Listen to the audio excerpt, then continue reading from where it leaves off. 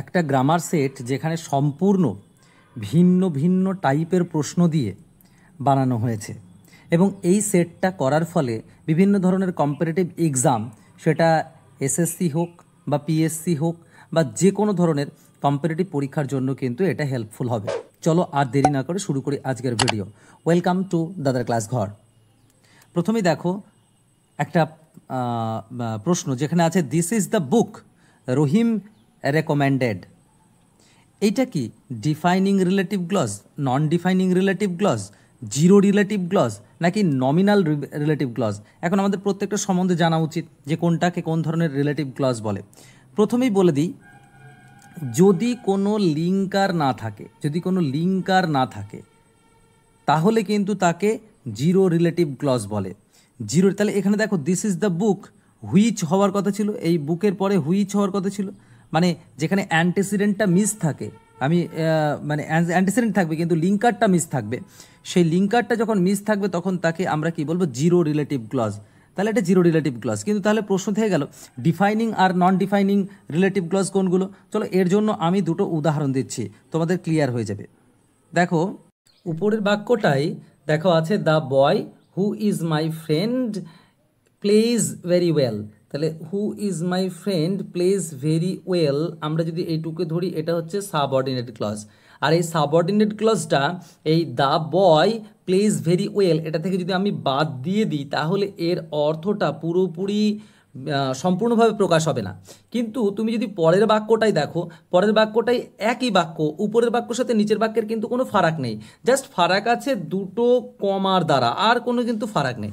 এখানেও subordinate clause এইটা, তাহলে এই সাবঅর্ডিনেট ক্লজটুকু তুমি যদি তুলে দাও, যদি অমিট করে দাও, তাহলে কিন্তু দাঁড়াচ্ছে কি না এটার অর্থটা বজায় থাকবে।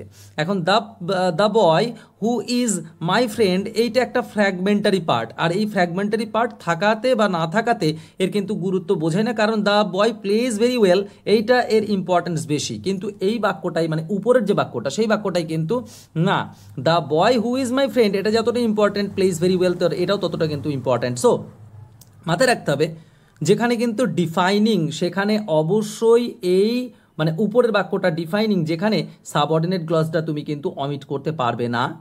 আর নন ডিফাইনিংয়ের ক্ষেত্রে কিন্তু সাবঅর্ডিনেট ক্লজটাকে তুমি অমিট করে দিতে পারো, অর্থাৎ নাও থাকলেও কোনো সমস্যা নেই। আর অবশ্যই দুটো কমা থাকবে, দুটো কমা, এবং সেটা সাবঅর্ডিনেট ক্লজের শুরুতে একটা কমা আর শেষে একটা কমা। এই হচ্ছে ডিফাইনিং এবং নন ডিফাইনিং ক্লজের মেন পার্থক্য। আবার বলে দিচ্ছি, ডিফাইনিং হতে গেলে তার আগে পরে কোনো কমা থাকে না, কিন্তু এক্ষেত্রে থাকে। আর নন ডিফাইনিংয়ে এটা হচ্ছে ফ্র্যাগমেন্টারি পার্ট, এর অর্থটা তুমি এটাকে অমিট করে দিলে বাক্যের অর্থ সম্পূর্ণ বজায় থাকে, কিন্তু ডিফাইনিংয়ের ক্ষেত্রে সেটা সম্ভব নয়।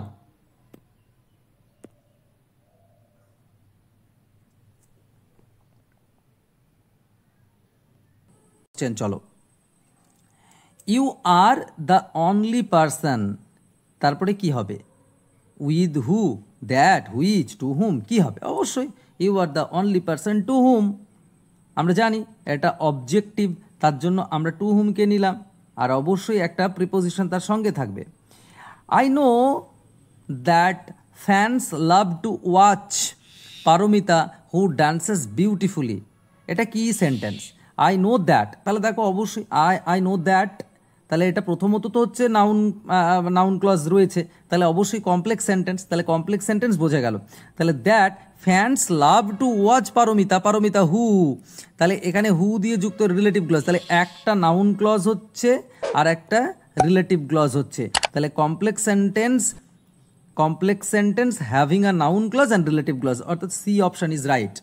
Next, he tyrannized dash the people. শোনো, এই টাইরানাইজড ওভার দ্য পিপল, এবং যদি রুল হয় তাও কিন্তু রুল ওভার দ্য পিপল, ঠিক আছে? তো টাইরানাইজড ওভার, রুল ওভার, এগুলো ওভার দিয়ে হয়। নেক্সট কোশ্চেনটা দেখো, a sentence has been given in active voice, সেটাকে প্যাসিভ করতে হবে। The vintage cars hold a special place in the hearts of their owners. অনেকে কী করে, এই in the hearts of the owners এটাকে মনে করে যে অবজেক্ট, না। তাহলে the vintage cars hold a special place, তাহলে আ স্পেশাল প্লেস আমাদের মাথায় রাখতে হবে, আ স্পেশাল প্লেস, এইবার হোল্ড আছে, দ্য কার্স হোল্ড আছে, তাহলে কি হবে? অবশ্যই আমরা জানি হেল্ড, হোল্ড, হেল্ড, হেল্ড, তাই তো? তাহলে এটা প্রেজেন্ট টেন্স। তাহলে a special place, special place in the hearts of the, in the hearts of the owner. এবার দেখো in the hearts of the owner, a place, a special place in the heart of the owners হয়ে গেল। তারপরে is held by the vintage cars, অর্থাৎ a special place in the hearts of their owners is held by the vintage cars. 6 number প্রশ্নটা দেখো। 6 নম্বরে বলেছে যে 4 alternative আর গিভেন অ্যান্ড ইডিয়াম আর ফ্রেজ, তাই তো? এখানে একটা ফ্রেজ আছে, সেটার মানে বার করতে হবে। He has to fight with tooth and nail to run his family. এই যে to fight, tooth and nail, এই টুথ অ্যান্ড নেইল এইটা একটা ইডিয়াম বা ফ্রেজের মানেটা কি? এর মানেটা কি তাহলে to fight a losing battle, না to fight heroically, to fight cowardly, কি হতে পারে? বা to make every possible effort, যদি কেউ নাও জানে এই অর্থটা, দেখো he has to fight tooth and nail to run his family, তাহলে দেখবে সবাই মোটামুটি একটা যদি নাও জেনে থাকে তাও কিন্তু এই অপশানগুলোকে অবশ্যই সে ক্যান্সেল করতে থাকবে আর অবশ্যই এটাকে বেছে নেবে। দেখো অপশানস যখন আমরা চুজ করি এমসিকিউয়ের ক্ষেত্রে, এমসিকিউ করার জন্য কিন্তু আমরা যখন অজানা থাকে সেই অজানার ক্ষেত্রে কিন্তু আমরা একটা নেগেশন থিওরি কাজে লাগাই। নেগেশন থিওরিটা কী জিনিস? না, নেগেশন থিওরিটি হচ্ছে আমরা অপশানগুলোকে কাটতে থাকবো যে এটা তো নয়, এটা তো নয়, এটা তো নয়, এভাবে কাটতে থাকবো। যখন দেখবো যে পসিবল আনসার দুটো থাকে, যে এটাও হতে পারে এটাও হতে পারে, তখন আমাদের একটুখানি ঠান্ডা মাথায় বিবেচনা করে নিতে হবে এবং তার পরিপ্রেক্ষিতে কিন্তু বিচার করতে হবে। That's it. এমসিকিউ করার সময় এই জিনিসটা আমাদের অবশ্যই করতে হয়। লাস্ট কোয়েশ্চেনটা দেখো, I ought to flatly refuse. I ought to flatly refuse. তাহলে কি এটা কিসের example? Bare infinitive, gerundial infinitive, present participle নাকি স্প্লিট ইনফিনিটিভ? আমরা এখানে প্রেজেন্ট পার্টিসিপল সম্বন্ধে মোটামুটি জানি, তো পার্টিসিপলের ভিডিও তোমরা যদি না দেখে থাকো অবশ্যই দেখে নিও, ডেসক্রিপশন দেওয়া বক্সের যে লিঙ্ক আছে সেখান থেকে। নেক্সট হচ্ছে এই যে বেয়ার ইনফিনিটিভ কী জিনিস? তাহলে বেয়ার ইনফিনিটিভ কি না, যেখানে অ্যাক্টিভ ভয়েস আর প্যাসিভ ভয়েস যদি আমি বলি, এই অ্যাক্টিভ ভয়েসে কিছু ভার্ব আছে যেগুলো টু বসে না, যেমন বললাম আই স হিম গো, তাহলে এই বাক্যটাই এই যে টু হওয়ার কথা ছিল, I saw him to go, এই টুটা হবে না।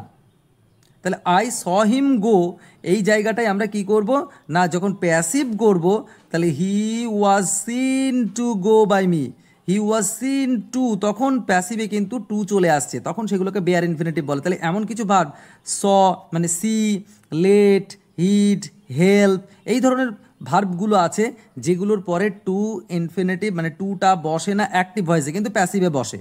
তাহলে বেয়ার ইনফিনিটিভ এটা কি আদৌ বেয়ার ইনফিনিটিভ?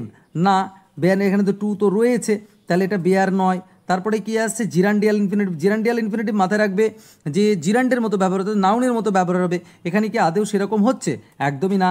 আর প্রেজেন্ট পার্টিসিপল তো এটা নয়ই, কারণ প্রেজেন্ট পার্টিসিপল হতে গেলে অবশ্যই আমাদের কী হবে? ভার্বের সাথে আইন যাবে। তাহলে কি স্প্লিট ইনফিনিটিভ? হ্যাঁ, এটা স্প্লিট ইনফিনিটিভ। তাহলে এবার প্রশ্ন যে স্প্লিট ইনফিনিটিভ কাকে বলে? স্প্লিট ইনফিনিটিভ হচ্ছে যখন কোনো একটা ইনফিনিটিভ, অর্থাৎ টু এর পরে আমরা যখন টু লিখছি তারপরে ভার্বের 1 নম্বর রূপ বসার আগে একটা কিছু বসবে, অর্থাৎ একটা অ্যাডভার্ব যোগ হয়ে যেতে পারে।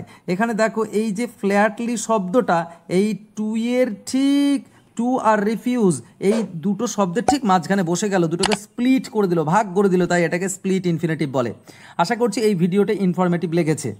এই ধরনের ভিডিও তোমরা যদি আরও পেতে চাও তাহলে অবশ্যই কমেন্ট সেকশনে কমেন্ট করো, আর শেষ পর্যন্ত দেখার জন্য অবশ্যই থ্যাংক ইউ।